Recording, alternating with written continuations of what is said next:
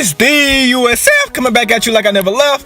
And without further ado, let's get right into the video. So if you haven't subscribed to the channel, go ahead and subscribe right now, because I don't know what you're doing. USF game is the best game out there. So let's get right into the video. So today we're talking about Marcus Mariota.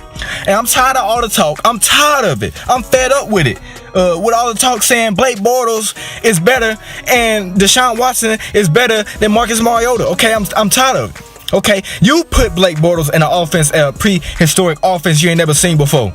You put Blake Bortles in there, see what he do without no defense. Okay, let's go into this real quick.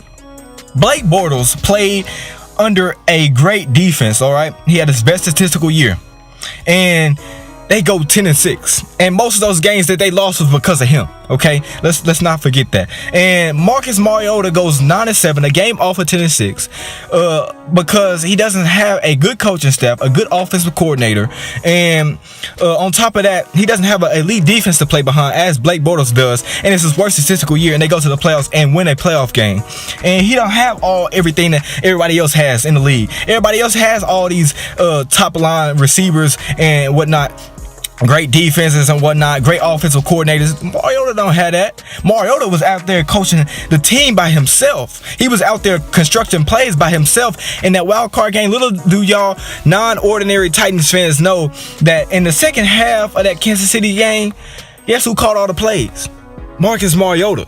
Because Terry Obisky can't get it done. All right, Terry Obisky can't call plays. And in that game, Mike Mularkey felt like his job was on the line, so he said, "Here, Mariota, you call the plays." And guess what? They win. They come back from an 18-point deficit and win the game.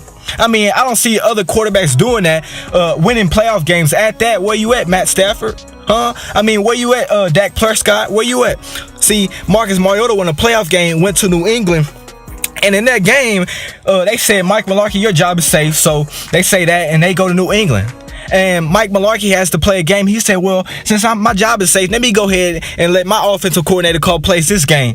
And guess what happened? We get blown out. What's that, 35-14, 17, one of them. But in that game, you can clearly see that he was not comfortable.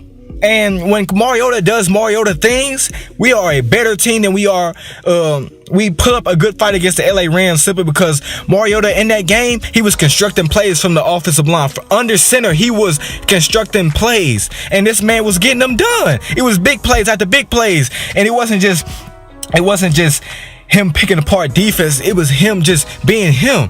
Like Mariota does this on a daily basis. Let's look at Houston. Houston, people want to say Deshaun Watson is better than Marcus Mariota. We don't know what Deshaun Watson is. He has 2 ACL injuries in the last 2 seasons, and this man, they say he's the next GOAT.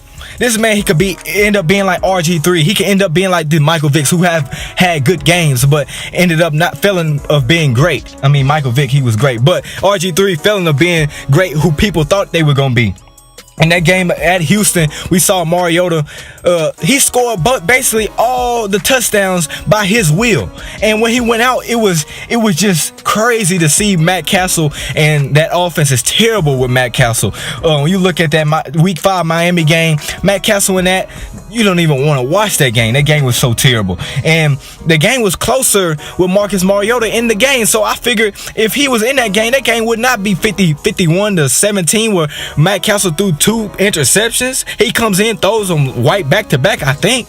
I mean, it was terrible, that game. So I don't want to hear nothing about Deshaun Watson until next year. Okay, you show me that you can come back healthy as what you did before, and even then, what you did before, you was only 3-4. You was only 3-4 in that stretch you was in there, so I don't want to hear nothing. We beat the team that beat you, Kansas City. We beat the Seattle Seahawks, and Mariota wasn't having his best statistical year, okay? So I don't want to hear nothing about Deshaun Watson. Nothing about him. And only one I can really argue against, that I can't really argue against, is Andrew Luck, simply because he's went to the AFC Championship without a great defense like Blake Bortles. He's been there by himself, okay? And he fell short, but every time Mariota has faced Andrew Luck in the past 2 seasons, let's say, when they face each other, it's been good games, been 2 close games, and that's when both teams relatively had nothing. So I can't wait to see what happens this year. But other than that, I don't want to hear nothing about Deshaun Watson, who is injury prone. And you can say what you want about Marcus Mariota being injury prone, but 2 ACL injuries ain't looking so good for Deshaun Watson. And Blake Bortles, I don't even like saying your name. Okay, so other than that, Marcus Mariota in this division is one of the top tier quarterbacks, and I'm tired of hearing putting him under the rug and whatnot, just sweeping him under there like he's trash. Okay, Marcus Mariota, I can argue he can beat any other quarterback in the league, in my opinion. Yeah, that's a bold, hot take right there for you. But other than that, yeah, go ahead and leave a like, subscribe if you like this video, comment your opinion below, and I'm out. Cheers.